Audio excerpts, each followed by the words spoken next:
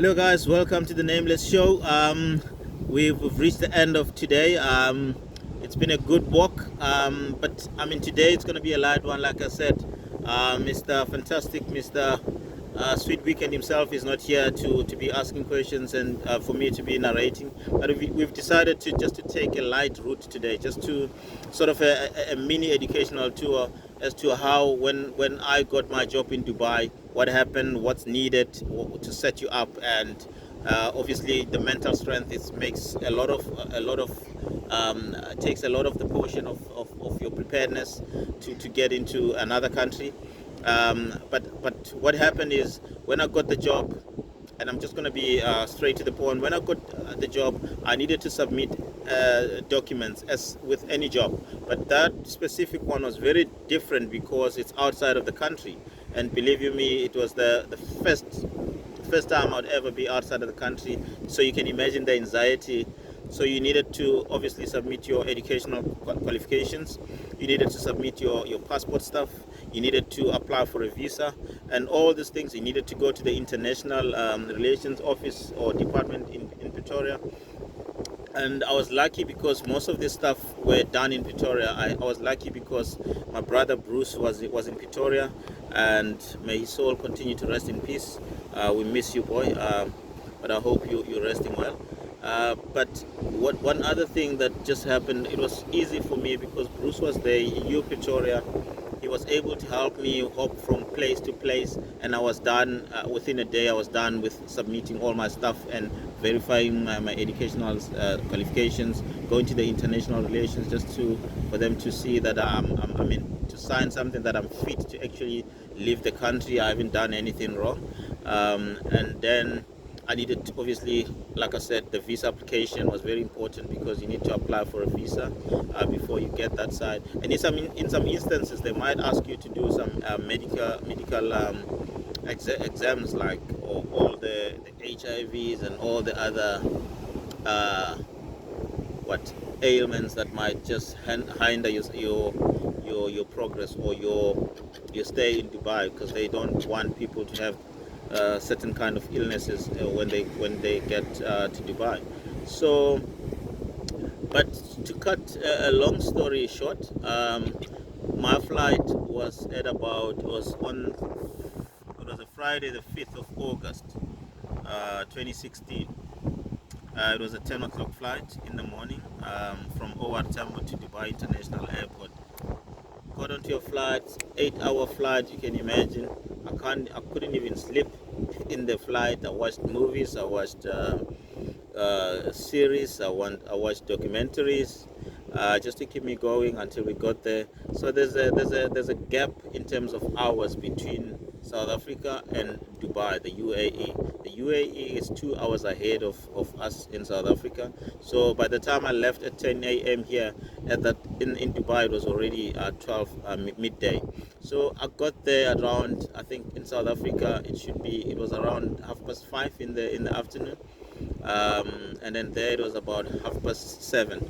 I got there, the airport, beautiful airport, lovely stuff is, and it's stuff that you've watched on TV. I'm sure a lot of people watched Dubai because it's a what do you call it, the tourist destination that it is. Got there, you look at the wall and you see wall clocks that are Rolex, branded Rolex, and you're like, yeah, no, people are in the money here. You know when they say people are in the black, which means that people have got lots of money. Yeah, those people are actually in the black.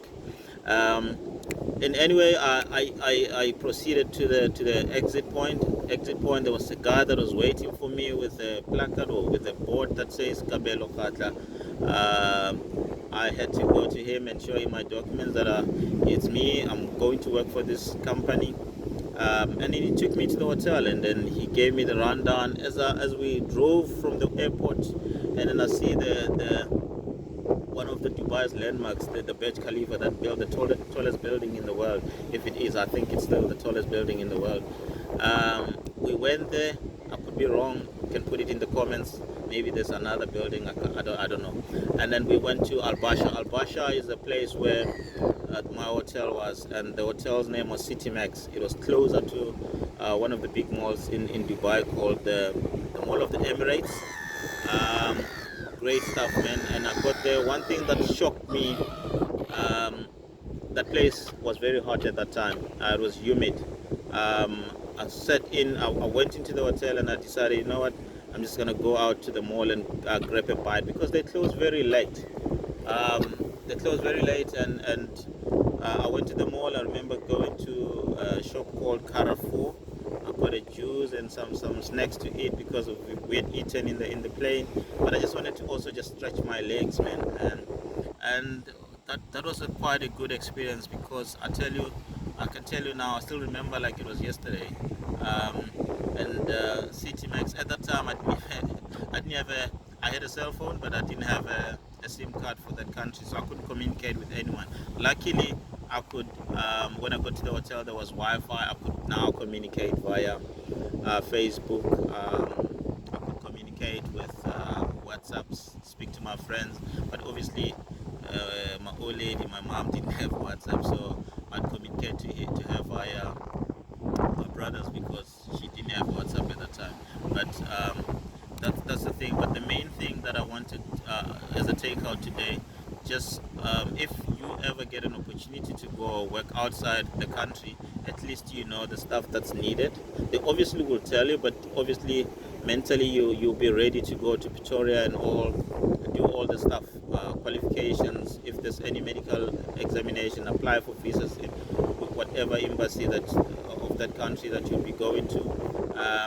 And I hope this helps, guys. There's a lot to learn outside of the country. Certainly, there's a lot to learn. When you come back a different person, and it sets you for life. But in any event, I hope you guys will have a very good weekend, fantastic weekend.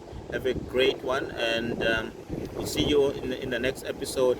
And I hope you enjoyed this sit down. Albeit being by myself, but let's keep pushing, guys.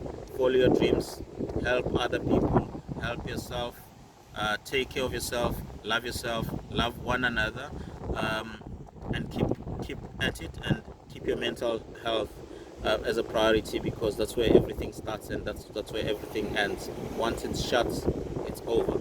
But once you feed it with all the positive energy, like I'm getting when I do this from the people that are watching this, it's something that keeps me going, which is good for my health as well. It's good for my mental health, mental boost. It's excellent. Have a great weekend, guys. Great weather down in Cape Town. As you can see here, I'm in the Blowback area. Just check I think it's the Tail Mountain there. And then I don't know if you can see the Robben Island. It's there somewhere. Hope you enjoyed the video. Have a great day. Cheers.